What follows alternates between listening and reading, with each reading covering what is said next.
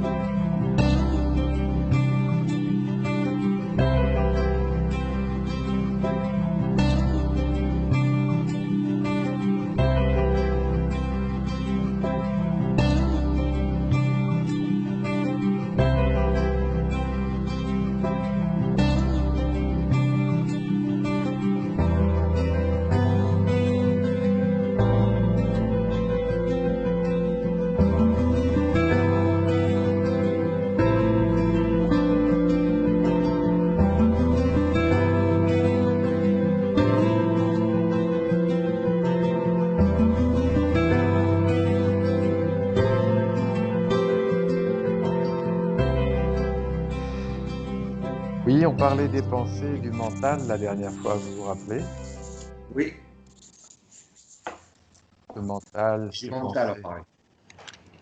oui, qui sont quasi omniprésentes, qui nous poursuivent, qui nous assaillent. C'est terrible cette histoire. Bah, écoutez, c'est le mental qui nous embête et c'est par lui qu'on se libérera. Donc, d'un côté, bah, il nous embête, puis d'un autre côté, on lui dira merci un jour, parce que Peut-être. peut-être.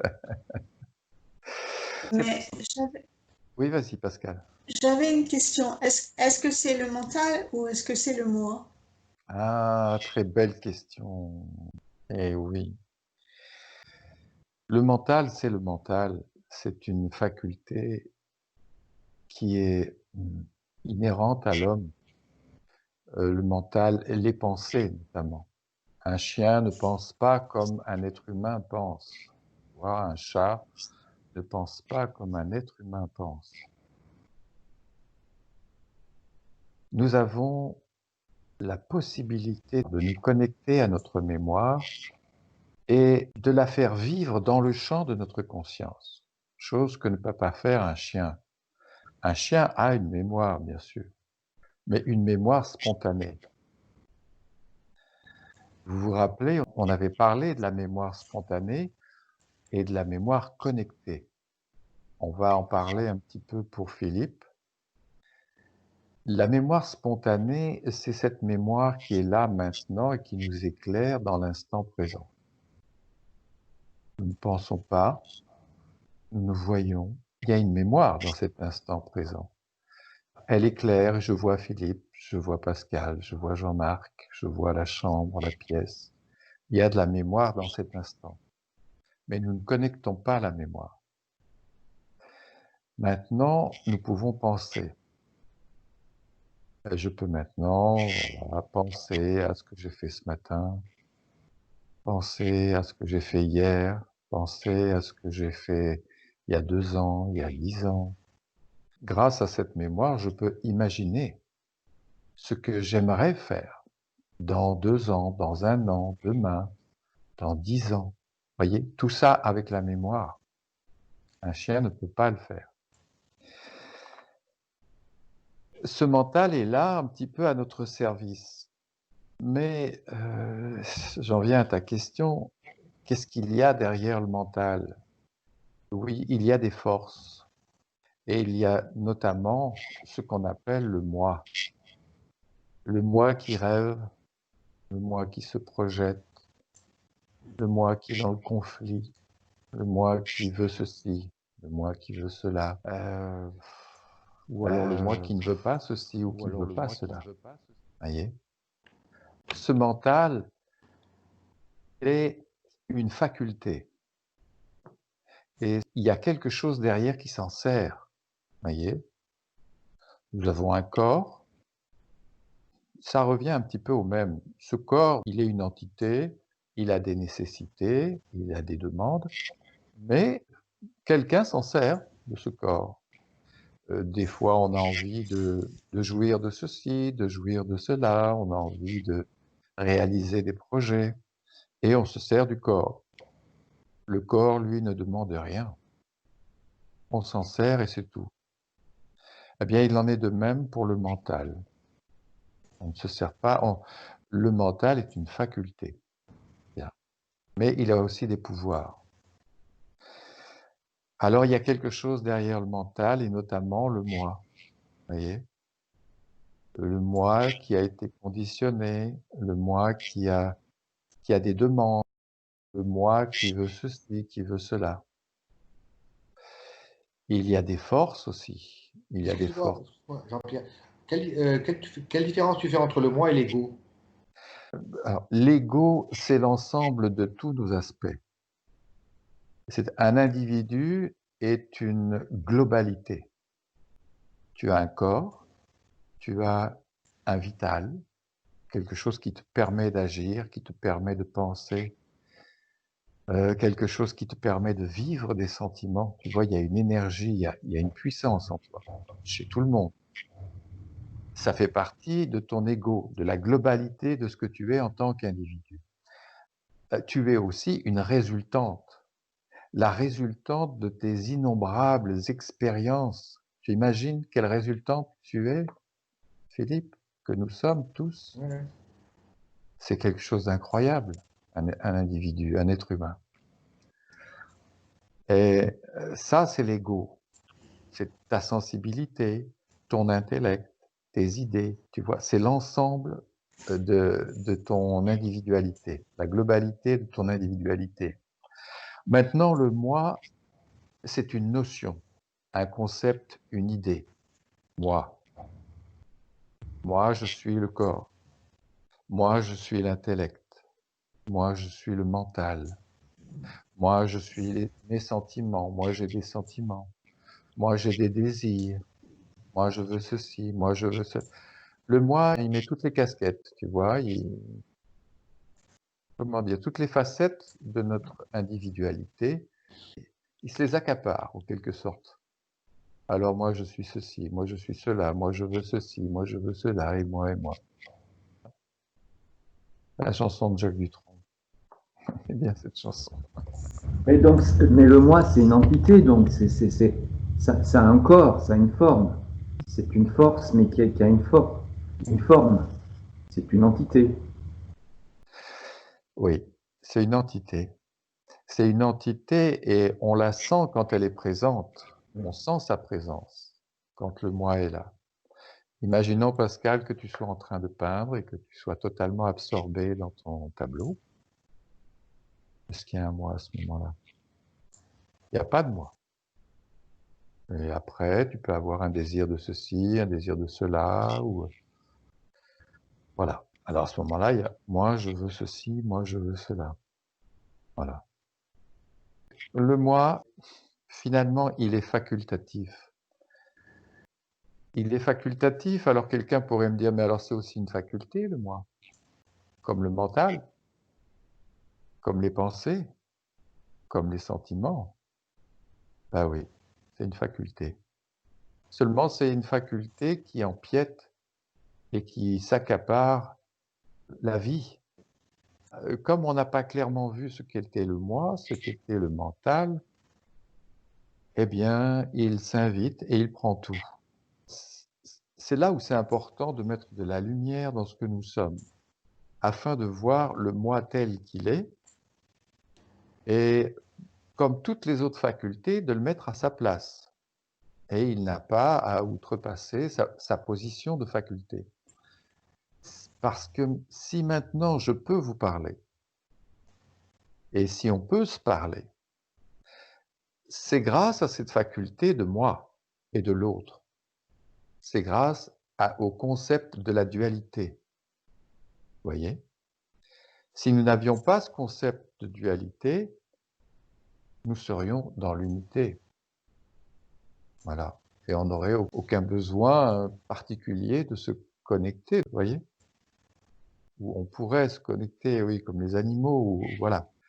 Mais avec cette faculté de moi et de l'autre, nous nous servons de cette conception pour nous parler. S'il n'y avait pas ce concept de moi et de l'autre, pourrions ne pas nous parler vraiment.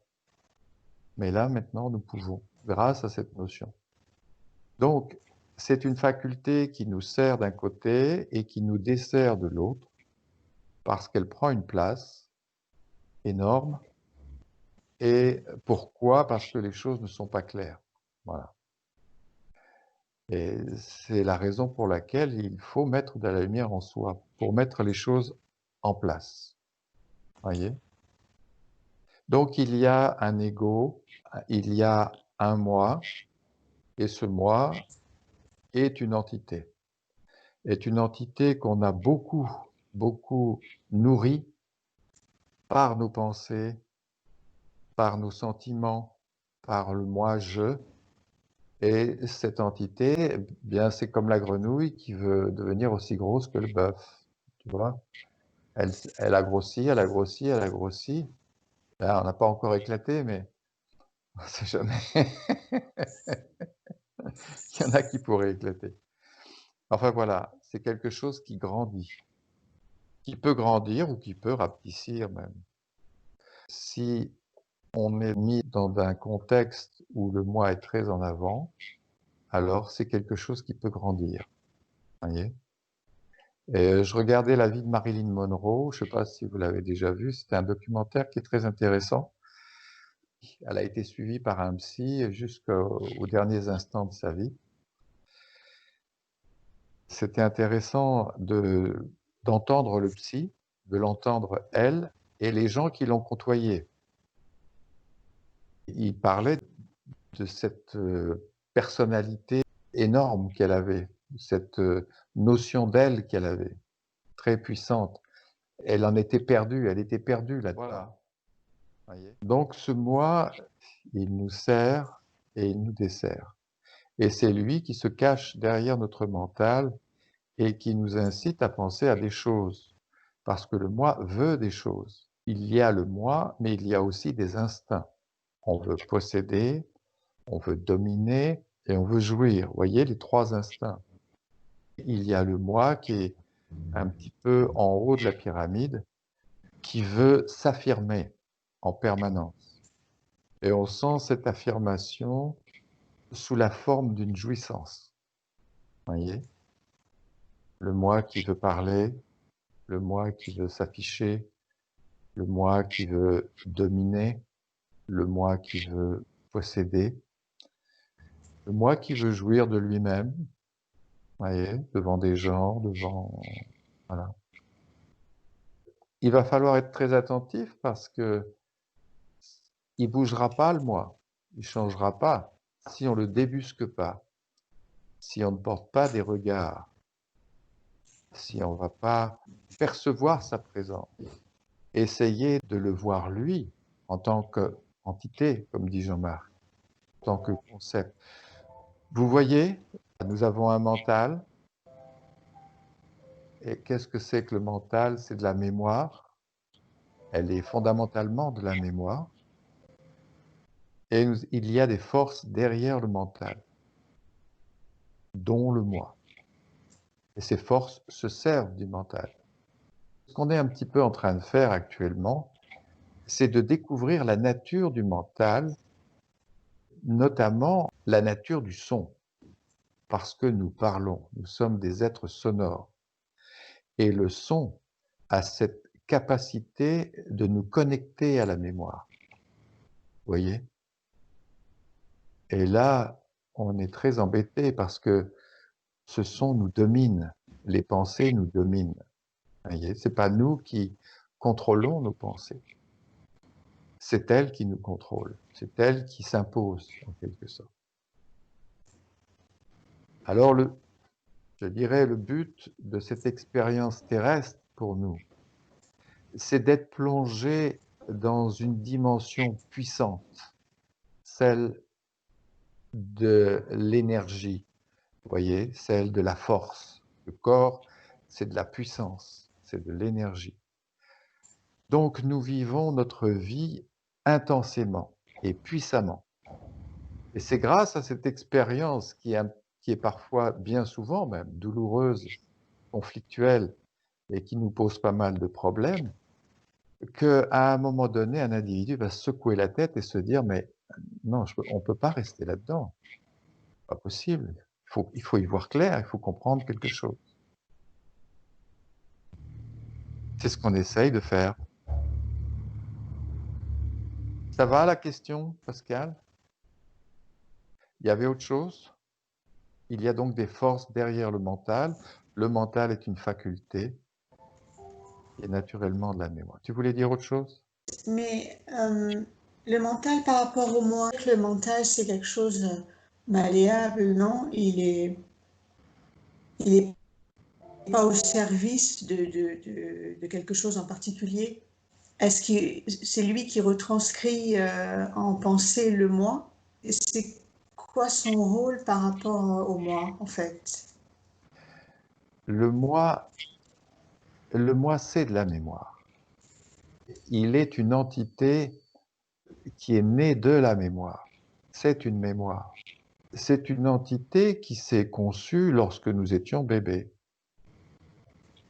Un bébé n'a pas conscience d'être un corps, n'a pas conscience d'être un être, mais petit à petit, il va prendre conscience du monde et on va lui donner un nom. Ah, voilà. Un nom, c'est du son.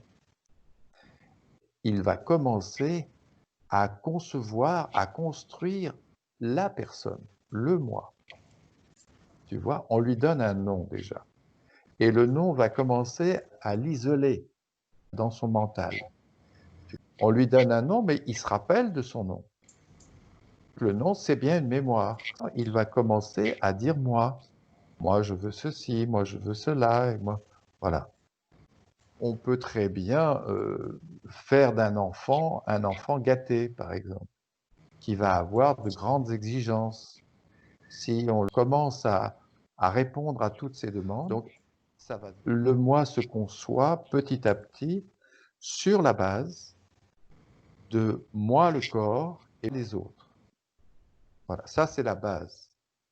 Le bébé prend conscience de son corps, il prend conscience des autres corps autour de lui, et son moi se construit là-dessus, sur cette notion de la division. À partir de là, il va commencer à répéter « et moi je veux ceci, et moi je veux cela, et moi je connais ». C'est dans cette partie-là que le moi se construit, se densifie, se durcit.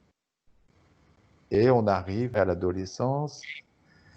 Ces pauvres adolescents, ils ont non seulement une notion de moi, mais il y a des forces puissantes. Ils commencent à vouloir dominer, il y a la sexualité. Ils sont en conflit parce que à l'extérieur, le monde des adultes leur demande beaucoup.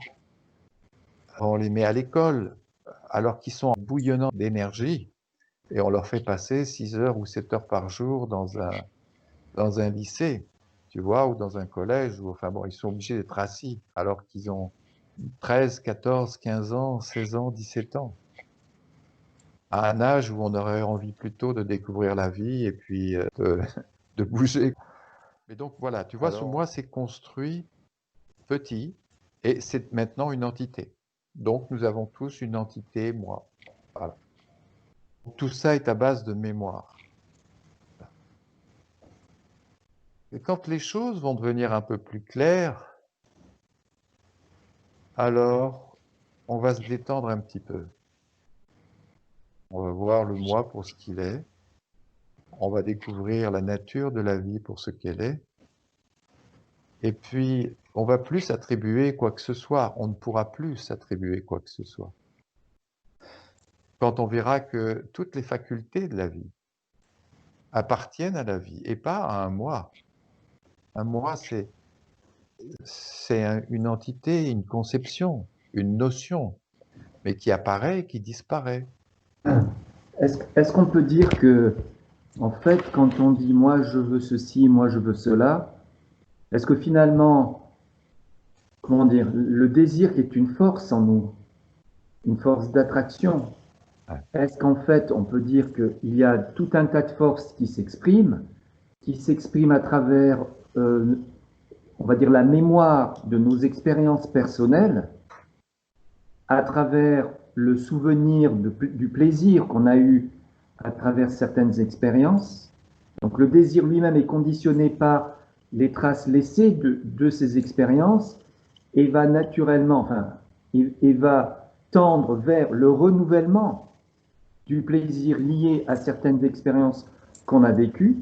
Et le moi, lui, simplement, comme tu l'as dit, une notion qui vient se coller à ça. C'est pas, ce que je veux dire en fait, est-ce que c'est vraiment le moi qui veut ou c'est pas plutôt, d'après ce que j'ai perçu là, hein, je ne suis pas sûr, c'est pas plutôt des désirs qui s'expriment, qui se sont construits à travers nos expériences et un conditionnement, et puis une notion de moi qui vient se coller à ça, quoi. Un peu comme un instinct de domination, quand on a un conflit avec quelqu'un, on a tous vécu des conflits. Quand on a un conflit avec quelqu'un, on voit bien qu'il y a une force qui veut dominer l'autre, soit physiquement, soit intellectuellement, par exemple, avec une notion de moi. Mais au bout du compte, moi, ce que je perçois, peut-être je me trompe, mais c'est une question.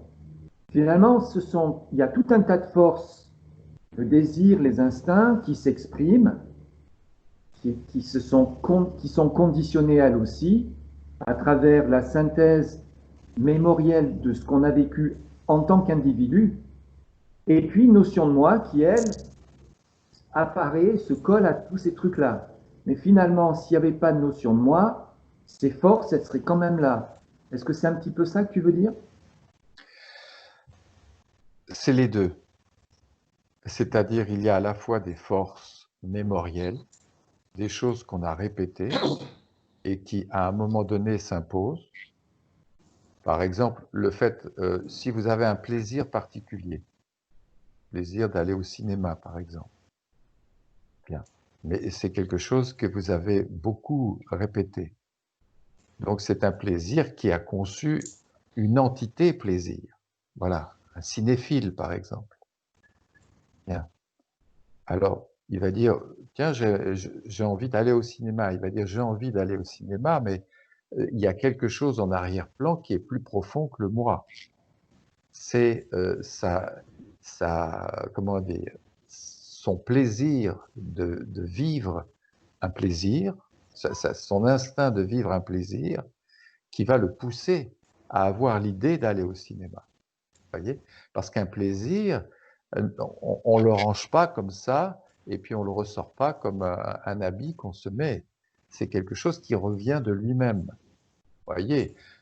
Comme la gourmandise ou la sexualité ou quelque chose comme ça. Ah, Excuse-moi, c'est pas le mental qui veut ça? non, non, non, ça peut être une entité qui te pousse en arrière-plan et qui se sert du mental. Alors, ça peut être les deux. Imaginons que je suis sur mon divan et que je n'ai rien à faire. Voilà. Et que je commence à me mettre à penser. Tiens, qu'est-ce que je ferais bien? Je m'ennuie un petit peu. À la plage, non. Regarder la télé, non. Tiens, j'irais bien au cinéma. Voilà. Bien. Là, c'est pas une force qui est venue et qui t'a poussé à aller au cinéma, mais c'est toi qui as appelé la force, en quelque C'est ton sorte. mental qui est arrivé. Donc là, c'est le mental qui s'est connecté à des entités. Voilà. Alors, voilà. Ah bien. Alors, et là, tu as appelé une force. La force est venue, et puis tu as commencé à projeter, et cette force a commencé à s'intensifier. Ah oui, un cinéma, oui, ah oui, oui, oui. Oui, j'ai entendu parler d'un film, ici et là. Et voilà, ça monte, ça monte, ça monte. Et au bout d'un moment, la force va être tellement présente que tu vas prendre ton porte-monnaie, tu vas t'habiller et tu vas aller au cinéma. Bien. Dans ce cas-là, c'est une suggestion. Mais pour quelqu'un qui est habitué à aller au cinéma, alors c'est une force qui va se représenter d'elle-même. Voyez, quelque chose qui a été répété. Et la personne, elle va se dire, tiens, j'irai bien au cinéma. Mais en arrière-plan, la force est déjà rentrée en lui. Et la force l'a suggestionné. À ce moment-là, ce n'est pas son mental qui l'a suggestionné, c'est la force derrière. Il s'en est pas rendu compte, bien sûr, parce que tout ça se fait, c'est très occulte, voyez. Et puis après, il va dire, ah ben moi j'irais bien au cinéma. Non, c'est pas le moi qui veut aller au cinéma à ce moment-là, c'est la force qui est rentrée, voyez. Comme la sexualité, prenons la sexualité parce que c'est quelque chose d'intense. Voyez, c'est très différent si maintenant vous savez pas quoi faire, puis vous vous dites, tiens, je reviens de la sexualité. Ou alors quand c'est vraiment un désir physique de sexualité. Voilà. Là, c'est une force. Est-ce que vous avez l'habitude, voilà, voilà. Est-ce que c'est une force de l'habitude? Voilà, bien. En tout cas, c'est une force qui est entrée et qui, après, vous suggestionne mentalement. Voyez. Donc, vas-y. Excuse-moi, est-ce que le mental peut être modifié? Ah oui. Il peut être modifié, il peut être beaucoup plus libre que ce qu'il n'est. Voilà, d'accord, on est d'accord. Des forces, si maintenant on va commencer à être dans l'éveil et faire attention à ce jeu des forces en arrière-plan qui nous pousse, qui nous suggestionne et qui pousse même le mental, alors on va devenir beaucoup plus conscient de la chose. On va plus faire même n'importe quoi dans notre vie. Vous voyez, on a envie d'un plaisir, on fait un plaisir, et si à droite, à gauche, on va faire ceci, on va faire cela. Tiens, je ferais bien ceci. On va être de plus en plus conscient. On se dit, attention, j'ai déjà fait ceci hier, j'ai fait 2 fois, 3 fois. Maintenant, il faudrait, tu vois, un petit peu lever le pied et puis prendre une distance. C'est toi qui parlais de distance vis-à-vis de ce plaisir. Et puis, laisser l'entité un petit peu, tu vois, laisser un peu d'espace Mais, entre l'entité et l'individualité. Vas-y. excuse-moi, c'est pas le jeu de la conscience qui peut modifier le mental? C'est la Le lumière. moi, le mental et le moi, hein. Oui, oui, c'est la lumière de conscience. C'est en faisant ce que nous faisons maintenant, c'est-à-dire en prenant conscience. Vous avez la capacité, on a tous la capacité d'ouvrir notre conscience et de voir clair dans le champ de notre conscience, dans tout ce qui se passe en nous. On n'est pas là pour se culpabiliser, on n'est pas là pour se dire il faut ceci ou il faut cela. Ça, on n'en a rien, je vais dire une chose, mais ben, c'est On pas a un rien à faire. problème. Voilà, on n'en a rien à faire. C'est pas le problème. Le problème pour nous est de devenir clairement conscient de ce qui se passe en nous. Le moi n'évolue pas. Le moi, c'est un concept et une idée. Ouais, tu allais dire quelque chose? Et Ouais. l'évolution, c'est quoi alors? Ah, eh bien, c'est ce que nous sommes en train de faire. C'est Mais mettre de... l'évolution du moi, il existe. Non, il n'y a pas d'évolution de moi. C'est la vie qui évolue. Il n'y a pas de moi qui évolue. Le moi, c'est une notion, un concept. Ce qui va évoluer, c'est ton corps, c'est ton vital, c'est ta sensibilité. C'est, je dis ta, mais je devrais dire c'est la sensibilité en toi. C'est le champ de ta conscience qui va s'ouvrir. C'est cette lumière dont tu te sers et qui va éclairer l'individualité. Voilà. Là, oui, un individu évolue, mais pas le moi. Le moi n'évolue pas. L'individu, ça n'a rien à voir avec le moi alors. Ah non. L'individualité, c'est un peu l'ego, si tu veux. C'est ce dont on Ah, parlait tout à l'heure. d'accord. C'est la globalité de ce que tu es en tant qu'individu et la résultante de ce que tu es. Voilà.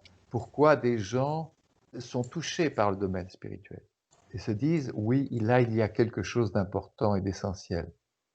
Parce qu'ils ont déjà ça en eux. Ils ont déjà évolué spirituellement. Ils ont déjà été touchés par la vie. Et puis d'autres se disent, mais tout ça, c'est des fadaises. Moi, je suis dans la vie sociale et alors je dois évoluer socialement. Il faut que je monte dans la hiérarchie. Il faut que je gagne de l'argent. Il faut que je devienne quelqu'un. Bien, voilà. Tout ça, c'est une réflexion basée sur une conception sociale. Mais c'est une conception. C'est pas la vie. Un indigène aura une autre conception sociale. Nous, ici en France, on aura une conception sociale particulière. Tu vas en Amérique, tu vas en Chine, chaque être vivant a sa conception, son conditionnement, on va dire. Son Chaque conditionnement. individualité. Ouais. Il va avoir le conditionnement par lequel il est passé. Donc le moi n'évolue pas. L'être en nous, oui. L'individualité, oui, elle évolue. La sensibilité évolue. L'esprit individuel évolue. L'âme individuelle évolue. Oui, ça évolue. Mais le moi, c'est un petit truc, c'est une notion qui se prend pour tout. Et moi ceci et moi cela. Est-ce que ça évolue, ça? Il n'évoluera jamais, le moi. Ça ne peut pas évoluer, le moi. Tu vois? Mais maintenant, trouvez-vous devant la mer. Regardez la mer. Et puis mettez-vous en relation avec elle, avec la montagne, avec la nature. Vous sentez qu'il y a quelque chose qui grandit, qui s'élargit, qui... Voyez? Ça évolue. Ça s'élargit. Et le moi. Alors après, vous pouvez dire, ah ben oui, mais moi je suis sensible à ci, moi je suis... C'est pas vous qui êtes sensible. C'est la vie en vous qui est sensible à la beauté, à la vibration. Vous voyez? Voyez la différence entre le moi qui se prend pour ce qu'il n'est pas et la vie qui est libre en vous. En dire, notre passage, c'est de nous libérer de ce moi, c'est de nous libérer de ce moi et de ces forces qui se servent du mental. Alors, le mental, c'est pas que de la mémoire. Évidemment, le mental a des pouvoirs, et notamment le pouvoir de créer des forces. Voilà. Alors, c'est pas juste du son, c'est pas juste penser à ce qu'on a fait à nos dernières vacances, mais c'est aussi répéter, ah, moi je veux ceci, et je ferai bien ceci, et je fais... Voilà. Là, on tourne et on nourrit. Nos pensées rayonnent dans le champ de notre conscience. Nous vivons ce que nous pensons. Il est donc important de ne pas laisser notre mental affirmer n'importe quoi. Oui, nous pensons et nous éprouvons ce que nous pensons. Mais si nous pensons quelque chose de faux, et moi ceci, et moi cela, ben bien, ça va s'intensifier. On va nourrir le sentiment, voyez, le fait de penser. Il est important de ne pas le laisser sans cesse vagabonder et nous emmener à la dérive. On ne peut pas être à chaque seconde présent à notre mental. Il y a des moments où on pense et puis voilà.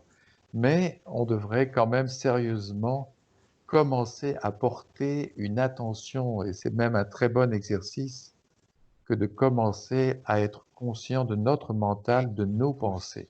Voyez ? Alors, il y a dans le mental et les pensées quelque chose qui est perceptible assez facilement. On va percevoir très vite qu'il y a des mots et des images. Ça, c'est assez facile à percevoir. Bien, on est repris. Mais on peut... Ah oui, qu'est-ce que je faisais là? Je parlais et je projetais des images. Mais il y a quelque chose derrière, il y a comme si c'était moi qui pensais. Il y a un moi qui est derrière. Et puis, on se dit, tiens, mais je pensais à telle chose, à faire telle chose. Il y a donc quelque chose qui me pousse à faire telle chose. Pourquoi la chose me pousse? Ah, je pense à un voyage, par exemple. Ah, mais, vous voyez, mais pourquoi je pense à un voyage maintenant? Alors, je pense, il y a les images, il y a les mots, il y a ma voix, parce que je pense avec ma voix, il y a la notion de moi, vous voyez, hein, c'est moi qui pense, et puis le pays où je veux aller, l'endroit où je veux aller. Il y a des images, ce plaisir de se projeter en train de rouler, de découvrir des paysages. Voilà, vous voyez ce que c'est que prendre conscience, commencer à porter des regards. Voilà. Vous voyez, on devient conscient du phénomène du mental. et de nos pensées. Nous comprenons également que nous ne pouvons pas non plus vivre dans la contrainte et le contrôle permanent. Oui, alors il ne s'agit pas non plus de se contraindre à ne pas penser ou à ne plus contacter sa mémoire. Vous voyez ? Cela créerait une attitude conflictuelle en nous, une partie de notre mental voulant contrôler une autre partie. Si maintenant je me dis je veux contrôler mon mental, alors une partie veut contrôler une autre partie. Bien. On est pris à notre propre piège. Vous voyez, le mental ou le moi se prend à son propre piège. Ou alors, si maintenant une partie veut contrôler une autre partie, bien, je vais prendre conscience du phénomène. Vous voyez ? Bien que le calme et le silence intérieur soient une bonne chose, il n'est pas souhaitable d'y rester en permanence. En effet, il est essentiel que nous assumions également notre vie d'être individualisé. Il est bon que le calme et la paix s'instaurent au fur et à mesure que notre esprit s'ouvre.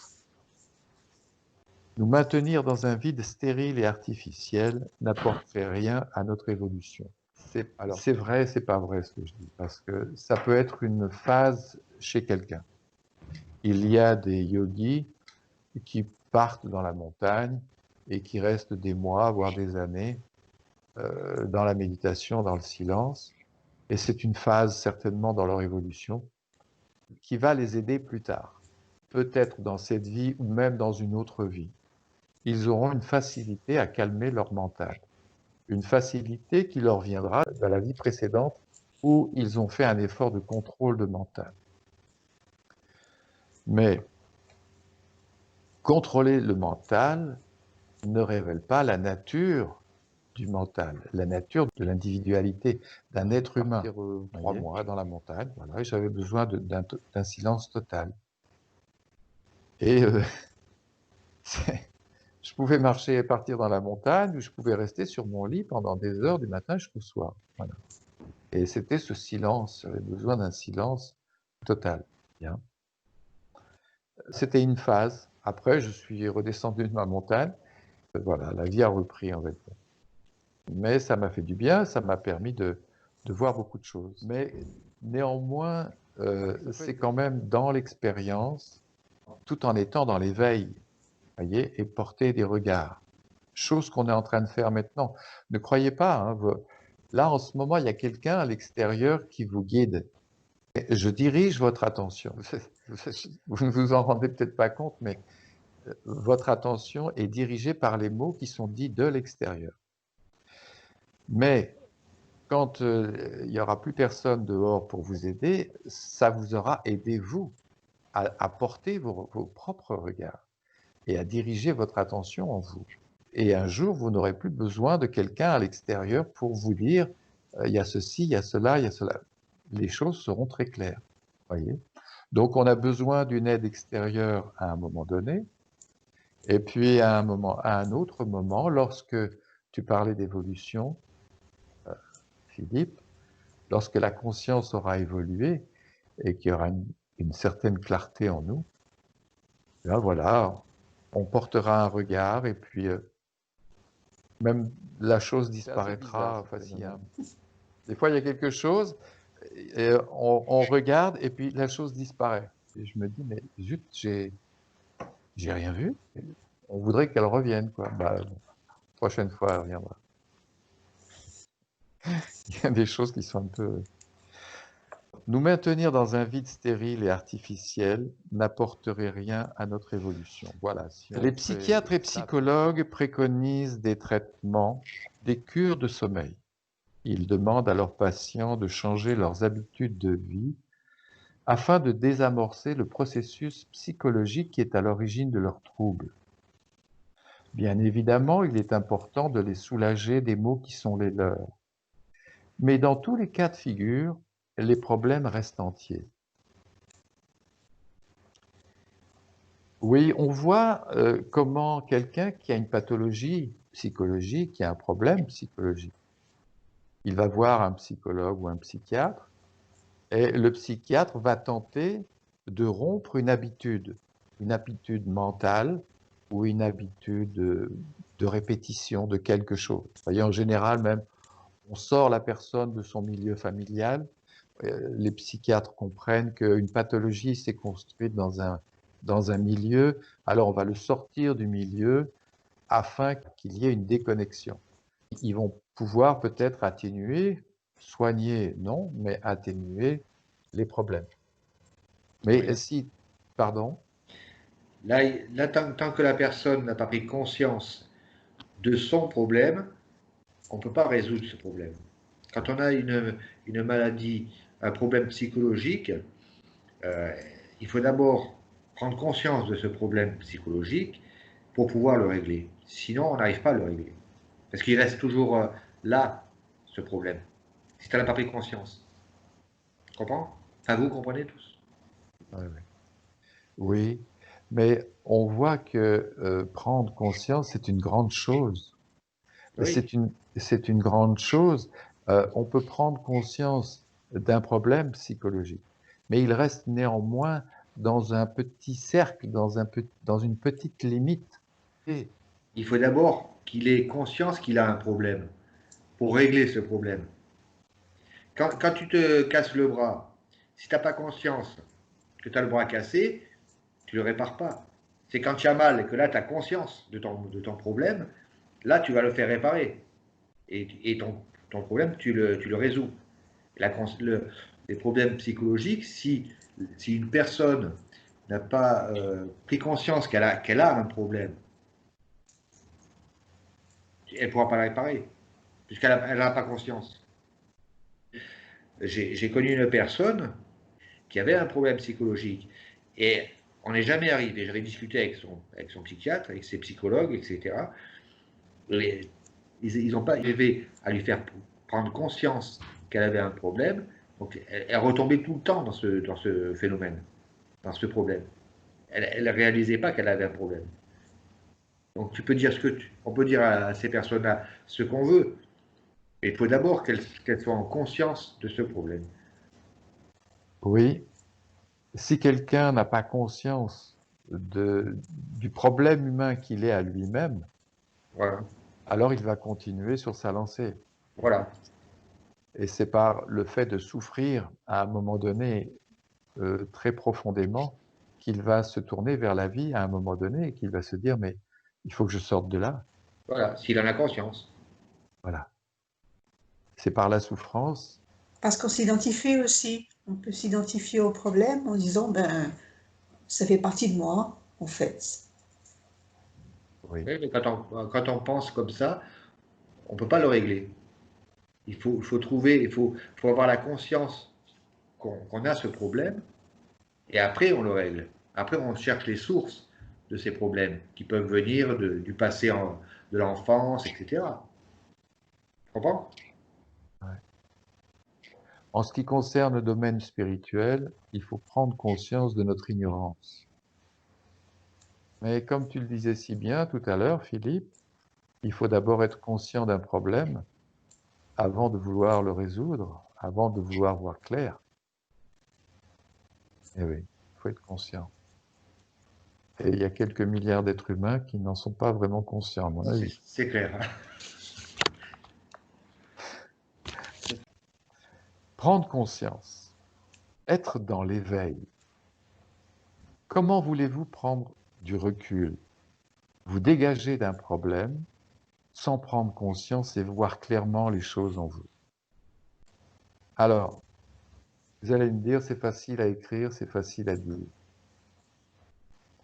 Mais c'est une autre histoire quand on est seul et quand on est face à son mental, quand on est face à soi-même et que les choses se bousculent et que les pensées se bousculent. Comment on fait? Bien, nous avons la chance de pouvoir nous réunir, de parler, et là, il y a quelque chose qui se passe. Voyez, on tente de porter des regards. Mais quand on est seul, voyez, eh bien, faites-le comme vous pouvez, mais faites-le. Commencez à diriger cette lumière en vous. Je pense à Jean-Marc, et lorsque nous avions 18 ans et que nous allions voir Albert Vallée,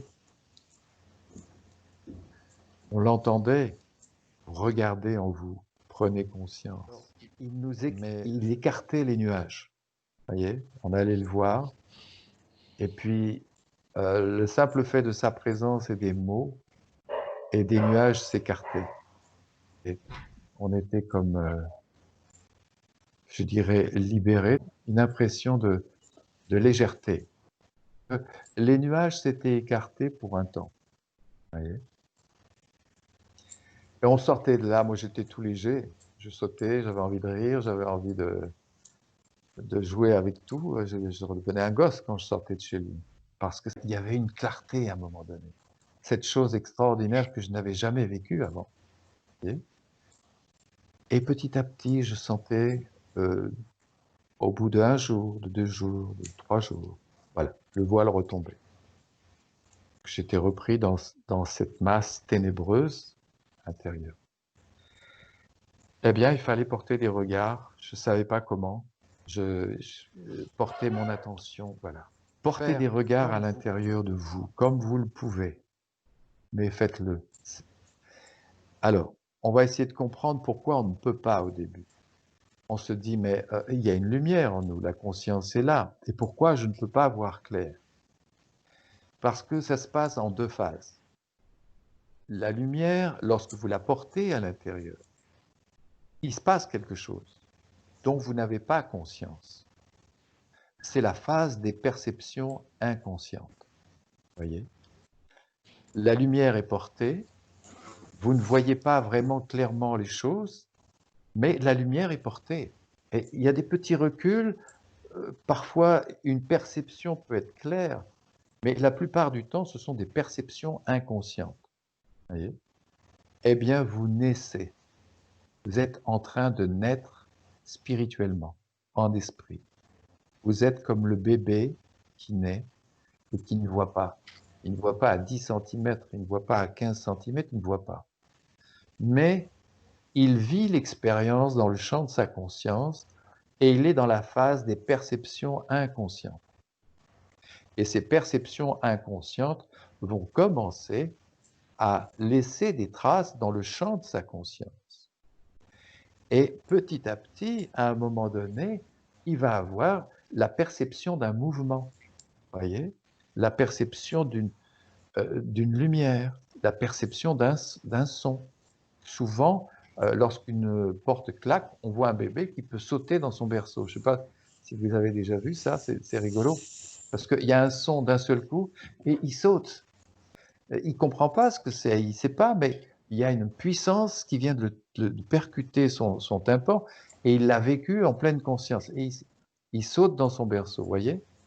Mais c'est comme ça, nous sommes comme ça, comme un bébé, et on commence à diriger cette lumière à l'intérieur, et c'est le même principe. Nous sommes dans la phase des perceptions inconscientes. Mais il faut continuer, il ne faut pas s'arrêter. Parce que ces perceptions vont commencer à, je dirais, à tisser un champ de conscience qui, à un moment donné, va pouvoir voir et percevoir consciemment quelque chose. À un moment donné, vous percevrez consciemment, tiens, mais je pense, ah oui, je perçois clairement que je parle en moi. C'est à côté de chez moi, ils sont en train de percer. Je suis désolé. Là, c'est une perception consciente. C'est moi, c'est d'à côté, là. C'est ceux qui habitent en face de chez toi. Oui, oui, oui, oui, oui. Je les entends bien, oui. Ah, Tu dois les entendre, toi aussi. oui, Non? oui, oui, je les entends aussi, oui, oui, effectivement. Voyez, on parlait de perception inconsciente et consciente. Voilà, imaginons qu'un bébé ait entendu. Donc, il faut continuer, il ne faut pas s'arrêter. Il y a cette phase, vous voyez, je pense à Jean-Marc, et voilà, lorsque nous avions 18 ans et qu'on allait voir notre guide Albert Vallée, il nous demandait de regarder à l'intérieur, il nous parlait, bien. ce qu'il y a de bon là-dedans, c'est cette insistance de la personne à l'extérieur qui vous dit regardez à l'intérieur, regardez à l'intérieur.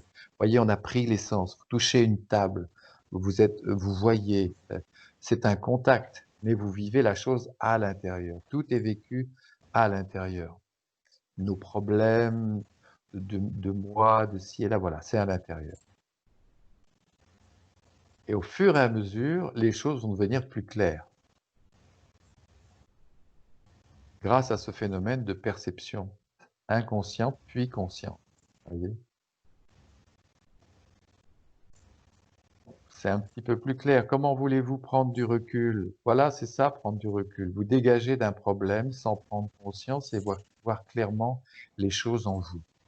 Eh bien, vous commencez à prendre du recul sur un problème ou vous commencez à prendre conscience de lui. Mais c'est pas clair tout de suite.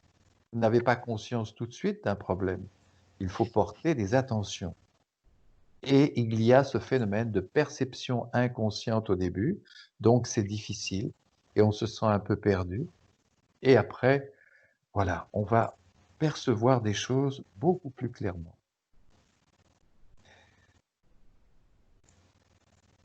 Apprendre à se positionner dans le témoin silencieux face aux phénomènes qui se manifestent en soi, telle est la voie du soi-regard.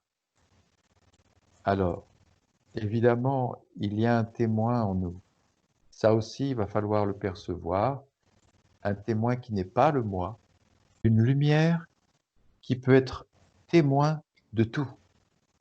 Témoin de quelque chose à l'extérieur, mais témoin aussi de quelque chose à l'intérieur. Voyez, vous pouvez très bien vous dire « Ah, j'ai mal au foie, j'ai mal au ventre ».